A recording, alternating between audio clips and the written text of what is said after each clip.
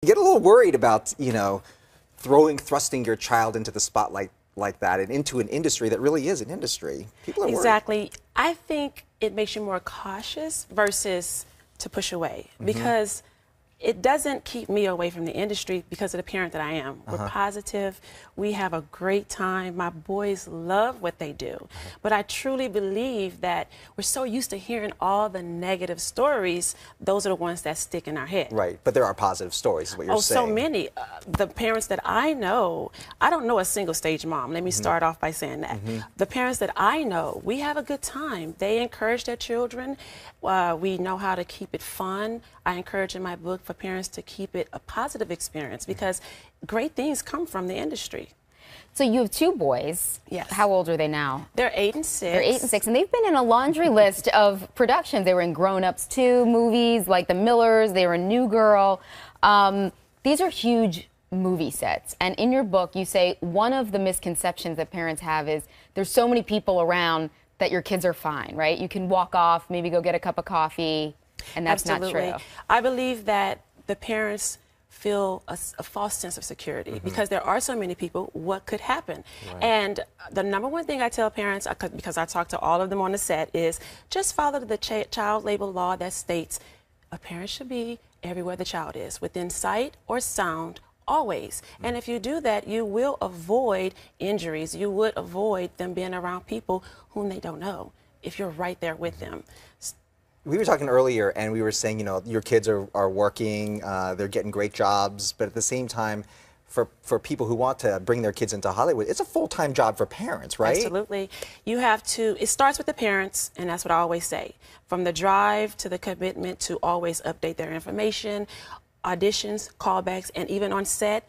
I'm in LA 3 to 4 times a week. Wow. I don't have a job, but my becomes your job. It is a job. Really it is a job, and that's why I encourage parents in my book to have that family support. My husband works in the industry as well, so I understand the industry differently from other parents, and I'm able to be a full-time mom, even a stay-at-home mom. I homeschool, as well as I just run them across LA wherever they need to go, and we have a great time.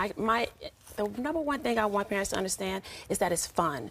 Kids enjoy this if you make it fun. It has to start with the parents. Don't put pressure on them, but enjoy the process and every step of the process, and they will enjoy it. If they're not enjoying it, if something comes about where they say, you know what, I don't feel like doing this anymore. I just want to go play with my friends. I don't want to be on movie sets all day. I mean, as a parent, when do you know, like, well, he really has a future here and he's working pretty steady? When do you know that it's just a phase he's going through, or when do you say, listen, if he's not into it, let's pull him out? I encourage people in my book, you have to know your child. Pay attention to your child. When they want a break, give them a break. Our managers, our agent, they understand that, and they encourage it, actually, because they know children can be get fickle, burned out, and sometimes they need a break, and it's a wise thing to do. And especially if you have busy seasons, you have to know how to balance it. Balance out your schedule so that they will enjoy it. So far, my children haven't asked for a break, but if they do, then I will give it to them. And we also have activities outside of the industry, which is very important. So your kids, they're super cute. Thank you. Super, super, super cute. And obviously, they're working kids. They're working. Thank you. But you talk to parents out there, every parent thinks that their kid is the cutest, and that their kid is multi-talented and have these huge personalities. One of the things you said in your book is you have to be realistic, right? And one of the things that I like that you said is that rejection is certain.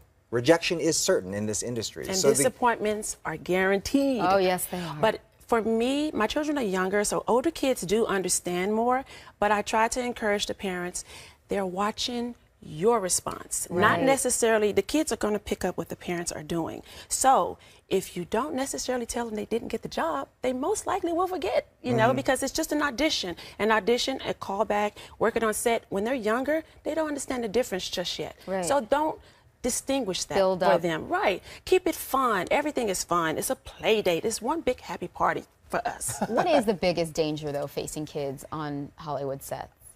To be honest, I feel that even today, the background checks, you know, we have the AB 1660 bill that was passed in 2012, and managers, PRs, photographers now, even acting coaches are supposed to get a background check. I think we have to do better with educating the parents as well as those who are in the industry. And if they understand the laws that are there, then we'll be more protected. If at least we start with the laws that we have.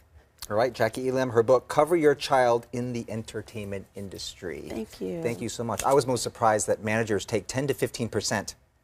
Managers take 10 to 15%? Absolutely. Oh my God. On top of agents? On top of agents, yes. What? Yes. And that's another reason why they shouldn't live off the kids, too. Because at the end, it's very little that the kids get. It's very little after taxes. All right, thank you, Jackie.